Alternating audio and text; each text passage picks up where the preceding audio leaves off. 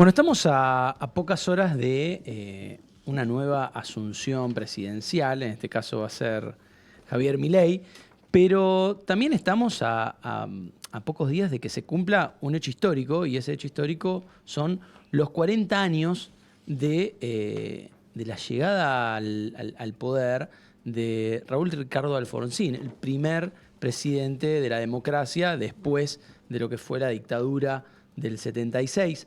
Eh, y, y esa llegada al poder también marcó un quiebre en la forma de hacer campañas políticas y de hacer política. Y eso quedó plasmado en un libro que escribió Rodrigo Esteves Andrade junto a Matías Méndez. El libro se llama Ahora Alfonsín, historia íntima de la campaña electoral que cambió la Argentina para siempre. Y para hablar de eso está el escritor, está Rodrigo Esteves Andrade en comunicación telefónica. Rodrigo, ¿cómo estás? Buenas noches, Gonzalo Jiménez te habla. ¿Cómo están? Buenas noches, ¿cómo estás vos? Bien, todo bien, che. Rodrigo, ¿qué fue lo que cambió a la hora de hacer campaña política con Alfonsín allá por el 83? Centralmente la campaña política de 1983 es una campaña que marca un hito en nuestra historia de la comunicación política porque definitivamente comienzan a utilizarse muchas herramientas de la mercadotecnia publicitaria que nunca se habían utilizado en la Argentina. Por lo pronto el uso de sondeos por un lado, pero además de eso, que fueron permanentemente de consulta para el equipo de campaña de Raúl Alfonsín. Además de eso, todo un mecanismo de profesionalización de la campaña que tuvo que ver en gran medida con la presencia de publicistas de mucho peso específico en aquellos años, uno recientemente fallecido, el caso de Gabriel Dreyfus, otro que falleció hace ya muchos años, David Rato, que fue un poco el jefe de todo ese equipo de publicitarios, y el otro Marcelo Cosín, esos tres como los centrales en el arranque de esa campaña, que fue una campaña eminentemente profesional. Nunca había habido en la historia argentina, en la historia de la práctica política argentina, una campaña profesional de la publicidad al lado de un político. ¿En qué se basó y qué fue lo que buscó como golpe de efecto la campaña de Alfonsín si la ponemos en comparación con lo que fue la campaña del otro lado, ¿no es cierto? La campaña del peronismo, la campaña de Luder. ¿Qué era lo que trataba de distanciarse y cómo afrontaban el hecho de decir, bueno, volvemos a estar en democracia después de una dictadura? Bueno, hay un elemento medular que es la presencia del propio Alfonsín. Alfonsín tenía condiciones de líder muy al paladar de ese tiempo, al paladar de los 80, ¿no? Recordemos que los dos grandes líderes políticos de la Argentina hasta ese momento habían sido Juan Domingo Perón y Ricardo Balbín. Juan Domingo Perón había muerto en 1974, Ricardo Balbín en 1981.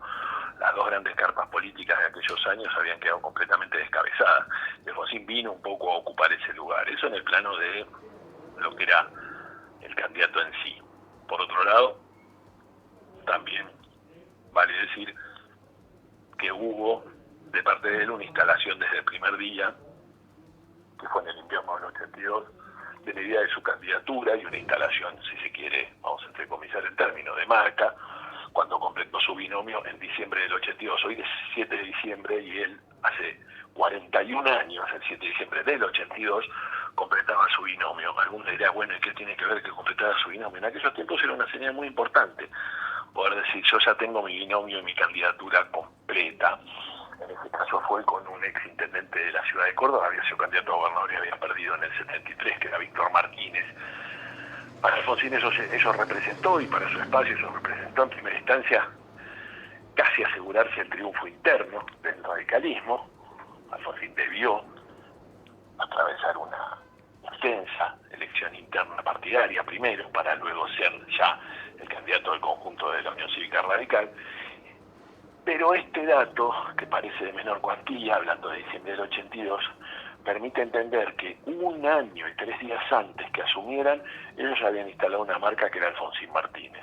Eso también es parte de una estrategia, y eso también es parte de lo que puede ser una instalación en términos de lo que la sociedad va percibiendo, un binomio que ya tiene una decisión tomada.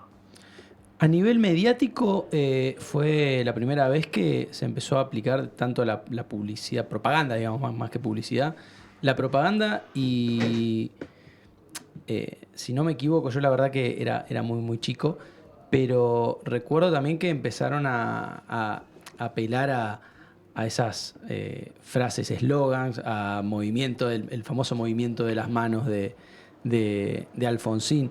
¿Todo eso preparado desde el marketing o era algo ya innato de él y que la publicidad lo agarró? Vos hablás, cuando hablas de eso de las manos, hablas de un movimiento muy particular que tenía, que era entrelazar sus manos sobre su hombro izquierdo, el Claro, hombro, digamos, del lado del corazón, y de ese modo dar una señal a la multitud reunida de un abrazo. La claro, idea de los puedo abrazar de este modo, no tengo manera. En algún lugar también es una apelación a la no masividad. Si bien daba por sentado y entendía que la actividad había sido masiva o el acto había sido masivo, en algún lugar ese entrelazar de las manos intentaba hacer un abrazo individual, intentaba reconocer uno por uno a cada uno de esos que habían concurrido y que por ahí se le presentaban como una masa frente a ese podio o a ese palco que lo ocupaba. Eso es interesante señalarlo porque Alfonsín en todo momento apela a eso. Si bien las movilizaciones son multitudinarias, en todo momento trata de hacer una conexión que permite individuar, digamos, esta idea de que cada uno ha venido por su propia decisión. Lo mismo hacía cuando desde el palco él pedía un médico y reflejaba en qué lugar había que ir a asistir a alguien. Era muy habitual en aquellos años, con una proxemia completamente distinta entre las personas a las que tenemos hoy, que la gente se desmayara porque se agolpaba mucho. ah, Y él quería, entonces hizo... pensé que era un mito lo del médico a la derecha. Yo dije, chau, era un eslogan, también era un eslogan, me muero acá nomás. No, eso sucedía muy a menudo. La gente se agolpaba de modo tal que quedaba muy cerca de los palcos, pero muchas veces no resistía la presión y terminaba teniendo hipotimias o desmayándose. Entonces, automáticamente lo que se pedía desde el palco era que alguien se acercara a asistirlos. Es más, en los últimos actos que fueron sumamente masivos, Alfonsín hizo un sprint final la última semana en Estudiantes de La Plata, el estadio de Estudiantes de La Plata, el estadio de Morón, el estadio de Tigre, bueno, estuvo acá en el Obelisco, en pleno centro de la ciudad, cerró en el Monumento a la Bandera, es decir, actos de centenares de miles de personas. Y en esos actos era muy habitual que hubiera gente que se desmayara y también era impuesto ya que había equipos de asistencia médica, muchos de ellos estudiantes de medicina, colaboradores de Cruz Roja, gente que obraba de buena voluntad, pero digo, había equipo médico para asistir porque pensemos además que fue un octubre bastante caluroso, los días, el acto por ejemplo en Córdoba que fue previo al 20, por ejemplo, fue un acto de un calor tremendo, el acto acá en el Obelisco también, es decir, son días de octubre sumamente calurosos donde la gente realmente, estamos hablando 40 años atrás, sufría mucho el tema del agolpamiento. Y el otro tema que no es menor para nosotros, porque es muy difícil entenderlo desde hoy, es que no había actividad del consumo que hay hoy, es decir, que todos nos compramos o cualquiera va y lleva su botellita de agua de acá para allá, cargada en su casa. Todo ese mundo, esa singularidad que hay hoy tan natural de las mujeres o los hombres cargando su botellita de agua, hidratándose, ese mundo no existía. Hola, te digo buenas noches, ¿cómo te va? Maximiliano Silva, mucho gusto. ¿Cómo estás? Buenas noches. Bien, te hago una consulta. ¿Hoy podrías hacer lo mismo, escribir lo mismo o hacer un libro parecido como Milei y haciendo una nueva manera de hacer la política?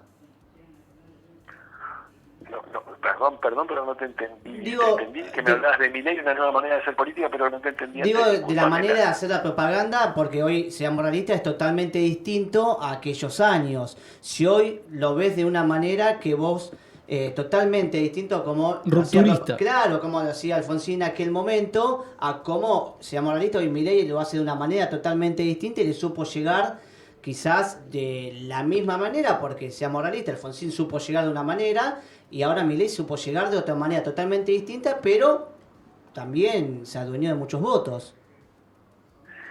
A ver, dos o tres cosas. La primera, ustedes lo señalaban en el inicio de la charla. Alfonsín hizo campaña durante una dictadura militar. Alfonsín lo que hizo fue una campaña iniciática para abrir un periodo de continuidad democrática que nunca antes habíamos tenido en la historia argentina. Y una continuidad y un virtuosismo que tampoco habíamos tenido nunca. ¿Por qué digo lo del virtuosismo? Porque esta continuidad fue con alternancia, sin vetos, sin proscripciones, sin exilios, sin presos políticos, es decir, una continuidad democrática de calidad, digamos, porque además la singularidad que tiene la alternancia es la que da garantía de esa continuidad democrática. Y esta continuidad democrática efectivamente tuvo alternancia. En esta continuidad democrática que se construyó, por lo pronto, cuando por primera vez el radicalismo le gana al peronismo en un mano a mano, que luego se constituyó cuando por primera vez el radicalismo le da el poder a un presidente de otra fuerza política. El radicalismo nunca había cedido banda y bastón, si bien desde el año 16 había gobernado, nunca había cedido banda y bastón a un presidente que no fuera de la misma fuerza política. Se lo dio a Carlos Menem en 1989. Virtuosa esta democracia también porque Menem entrega la banda y bastón a un presidente de otra fuerza política y es radical en el 99, que es Fernando de la Rúa, y así podría seguir. Entonces digo, partimos de ese lugar donde la campaña es muy distinta a la actual. La campaña de hoy es una campaña muy instalada en términos de continuidad democrática. Uno sabe que hay democracia y que va a haber democracia porque el sistema es así, la gente ha elegido este sistema. Y después el otro tema, me decías que fue votado. La verdad que es una elección muy distinta, muy atípica. Es una elección de la actual vicepresidenta dijo que es una elección de tercios, yo diría que es de cuartos.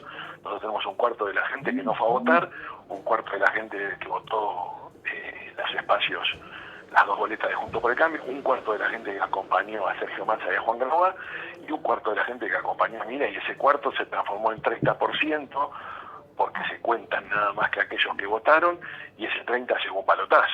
Ese 30 llegó un balotaje por una diferencia de 3 puntos. Recordemos que Sergio Massa sacó 37, es decir, estuvo a tan solo 3 de ganar en primera vuelta. Después sí queda el balotaje y claramente hay un voto de cambio. Me parece que ahí está la diferencia de esta elección, que es una elección con balotaje completamente distinta. Alfonsín no tuvo balotaje porque además el sistema era de colegio electoral, un sistema completamente distinto. Alfonsín obtuvo un 52% y tuvo 12 puntos de diferencia con el segundo, que era el peronismo, pero el sistema electoral era completamente distinto. Rodrigo, por último, para despedirnos y para ir cerrando, tengo una pregunta. Hay un mito que yo la verdad no sé, vos estuviste más empapado en el tema y seguramente nos vas a poder decir. Hay un mito en el que dicen que el radicalismo ganó porque el peronismo perdió gracias al cajón de Herminio Iglesias. ¿Hay números que prueben eso de aquella época? Que digan el peronismo venía ganando y se desplomó después de ese acto, o el radicalismo era una clara muestra de que iba a ganar y eso fue una excusa del peronismo. Hasta hoy en día se señala tal o cual situación como fue el Herminio Iglesias en aquel momento. Claro. ¿Alguno recuerda o sabe cuándo fue que sucedió eso que me estás contando de Herminio Iglesias? No tengo la menor idea. Perdóname, ¿no? Disculpame, por eso te consultamos a vos. No, si no fue el 9 de julio. Pero les pregunto si alguno tiene noción o tiene algún relato de cuándo sucedió eso. No, sé que fue durante la campaña del tengo peronismo. imágenes, sí, ¿En qué momento? No sé. Visto videos así cuando se está subiendo y prendiendo fuego el cajón, pero no es un más. cajón, es una corona. No más. Bien, eso sucedió el viernes a última hora.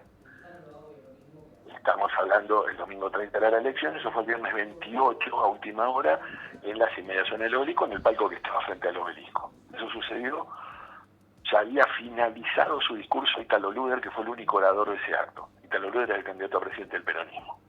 Es decir, las cartas estaban jugadas a esa hora, todos los sondeos a esa hora, y el propio Alfonsín ya lo había dicho en muchas entrevistas, hablaban de 2-1 o 3-1 en la capital, hablaban de 2-1 en Córdoba, hablaban de situación de empate en Rosario y de una leve ventaja en el conurbano, en todos los casos a favor de la UCR. Reitero que ganó por 12 puntos. Pero es importante esto que les preguntaba por lo siguiente. A las 0 horas del sábado, estamos hablando última hora de la noche del viernes que sucedió esto, a las 0 horas del sábado comenzaba la veda electoral. Por lo tanto no se podía comunicar absolutamente nada. Estamos hablando de una sociedad hace 40 años que no tenía ni telefonía celular, ni redes sociales, ni tan siquiera beepers, que no había casi cables no existen los cables de noticias, pero aparte casi no había canales de cable, había una incipiente cadena de cable, una incipiente cadena de cable en el norte de la zona norte del conurbano bonaerense, que se reducía a un canal que daba partidos de la NBA o señores pescando en las madrugadas, digo, no mucho más que eso. No había canales de noticias. Pensemos que el acto fue, sí, debo decir, transmitido en directo, eso sí, y en la transmisión en directo, el que se quedó después del discurso de Luder, que fue unos segundos después, pudo ver eso, que era el traslado del cajón hasta que llegó a Nuño Iglesias, y cómo lo alentaban particularmente quienes estaban alrededor de él. La verdad es que la injerencia del voto de esa gente que estaba viéndolo, yo desconozco cuánta pudo haber sido, no dudo que al que lo vio le impactó, pero la inmensa mayoría que estaban viendo eran los que iban a votar el peronismo, porque estaban viendo el discurso de Víctor Luder en los canales de aire. Claro. Es decir, quienes tenían decidido votar contra Ítalo Luder no estaban mirando la televisión porque no esperaban absolutamente nada de ese acto, y menos un viernes a última hora. Pensemos las televisiones, lo que eran los televisores en 1983 en los domicilios particulares. Sí, la transmisión se terminaba. Se ubicaban cerca de la mesa. Sí, aparte de arriba. Estaban en la mesa familiar. La mesa familiar era un ámbito de mucha convivencia sin televisor. Es decir, es muy difícil que la familia se reuniera a mirar el televisor, un acto político. Es decir, aparte que terminaba la transmisión, no había noticiero a las 12 de la noche, no hay noticiero como hoy. Un último noticiero a las 12 de la noche, es interesante lo que decís. Había un último noticiero a las 12 de la noche. Lo que no hubo noticiero fue sábado y domingo, porque además no había en esa época noticieros sábado y domingo. Claro. Pero no obstante eso, si hubiera habido sábado y domingo, tampoco hubieran podido emitir nada por la veda electoral. No obstante, es bueno lo que decís. Los diarios del día posterior, la inmensa mayoría de los diarios no muestran absolutamente nada. Es más, ni siquiera hay fotos de él. Porque ya habían cerrado. ¿Cómo? Ya habían cerrado.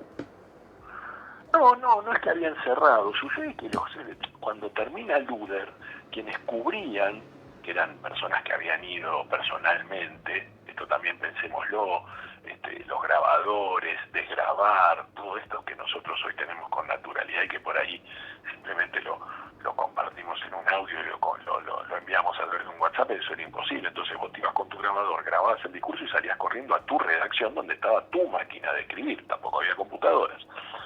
Entonces digo, pensemos que la vida del tipo que cubría ese tipo de cosas fue, cuando terminó Luder salió corriendo. Esto pasó en el instante en que Luder termina, es decir, esto sucede mientras Luder está terminando su discurso, le van acercando el ataúd al palco. Otro dato no menor es que la inmensa mayoría de la gente que fue a ese acto, que debo decir fue el acto más multitudinario de la campaña, mucho más multitudinario aún que el de Alfonsín, tampoco lo vio porque no había pantallas gigantes a la altura de Avenida Belgrano o de Avenida Independencia, donde también había gente. Los únicos que lo vieron fueron los 100.000 que estaban en la primera cuadra cercana al palco, pudo haberlo visto, que pudieron interpretar qué era. El otro tema también es la luminaria en vía pública. La luminaria en vía pública de esos años es completamente distinta a la de hoy, por lo tanto, los actos eran ámbitos muy oscuros. No se veía. Interpretemos todo esto. Entonces digo, sí se fue generando un mito con el correr de los años, y naturalmente sí. A algún sector del peronismo le resulta muy cómodo relatar una derrota por propia culpa y no reconocer una epopeya o una gesta popular de muchísimas millones de personas que votaron al otro candidato, que era el que proponía una democracia sin condicionantes, enjuiciar a los comandantes y abrir una etapa nueva de la historia, que fue la que en definitiva se terminó abriendo. Rodrigo, te agradecemos muchísimo toda la información y todo lo que nos dijiste. Un fuerte abrazo y sumamente agradecido por el llamado. No, por favor. Era Rodrigo Esteves Andrades, escritor del libro Ahora Alfonsín, historia íntima de la campaña electoral que cambió la Argentina para siempre, a 40 años de esta gesta histórica para la democracia. Recomendamos leerlo, pegar una leída, siempre es importante saber cómo fue que arrancó esto, más allá de siempre que... es bueno leer. Sí, aparte, Siempre, pero más allá de que nos quejemos de cómo estamos hoy, de quiénes van a gobernarnos y todo, no nos olvidemos de que hubo épocas en las que no podíamos ni siquiera votar. ¿Con qué venimos? ¿No? ¿Con un temita? Mejor dicho, ¿con qué nos vamos? Un temardo, y después del temardo vienen noticias de la gorra. Antes vamos a escuchar a In Excess, Mystify.